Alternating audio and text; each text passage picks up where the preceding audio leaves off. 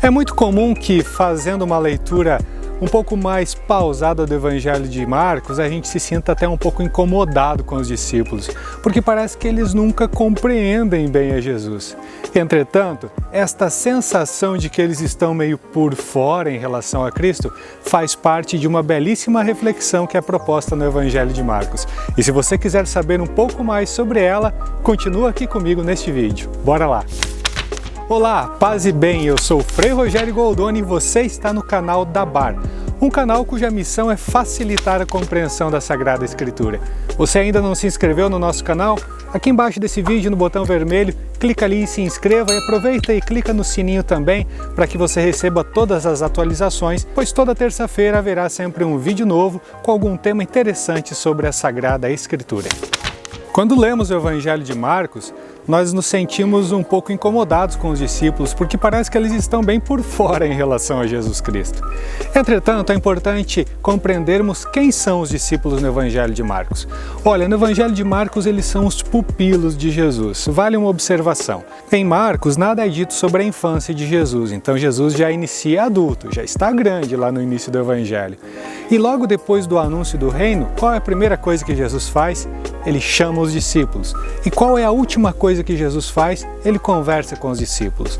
E ao longo do Evangelho nós percebemos que os discípulos são como que os pupilos de Jesus, de tal modo que Jesus sempre com calma os ensina. Quando eles dão as bolas fora deles, Jesus tem muita paciência e calma para ensiná-los. Assim que os discípulos são chamados, parece que tudo caminha bem.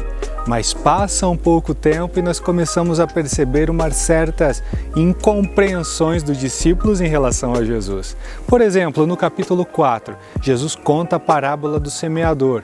Nós, olhando de fora, compreendemos bem a parábola do semeador, mas o texto fala que os discípulos não entenderam, capítulo 4, versículo 11. E no versículo 13, parece que Jesus tem uma fala até um pouco forte para eles, como se dissesse assim: se vocês não entendem essa parábola que é tão fácil, como é que vocês vão entender as outras que são mais complexas? E lá no capítulo 4, versículo 35 em diante, também tem aquele episódio da tempestade. Jesus está na barca com os discípulos, a barca, claro, que representa a igreja, e surge uma grande tempestade. Depois que Jesus acalma essa tempestade, qual foi a fala dos discípulos? Nossa, quem é esse que até a tempestade consegue acalmar, que o vento, o mar o obedecem? Ou seja, Marcos de algum modo revela, olha, os discípulos que estavam tão próximos de Jesus parece que tiveram um pouco de dificuldade de compreender quem era Jesus Cristo. Mas o bonito do Evangelho de Marcos é que Jesus nunca abandona os discípulos. Até em momentos um pouco conturbados, por exemplo, lá naquele episódio de Marcos 9:34, Jesus pergunta para eles: o que é que vocês estavam discutindo pelo caminho? E tem uma pausa, como se eles percebessem a bobeira que estavam fazendo no caminho. Que bobeira era essa? Eles estavam comentando quem seria o maior no reino. E aí Jesus trata de fazer toda uma catequese para mostrar para eles quem é o maior no reino dos céus.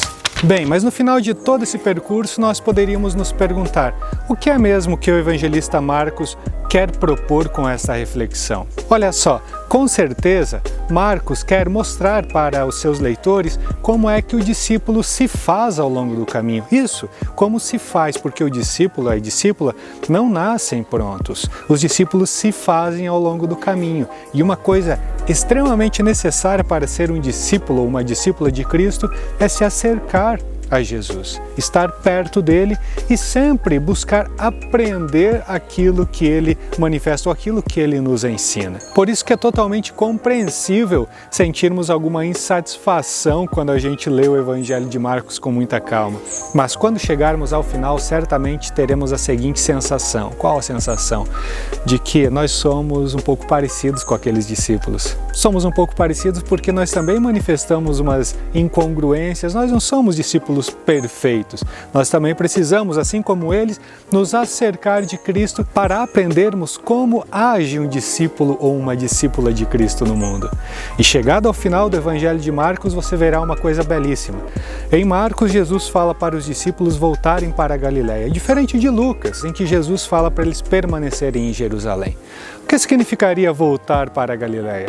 Eu não tenho dúvida que de algum modo o evangelista está mostrando o seguinte: olha, agora é a vez dos discípulos, ou seja, a missão está nas nossas mãos. Caro amigo e amiga, que você acredite muito nisso, reze essa situação e aí na tua Galileia você possa ser uma completa ou um completo discípulo e discípula de Jesus Cristo. Eu espero que Deus sempre te abençoe e que a palavra do Senhor ilumine os teus caminhos e todas as tuas escolhas. Paz e bem.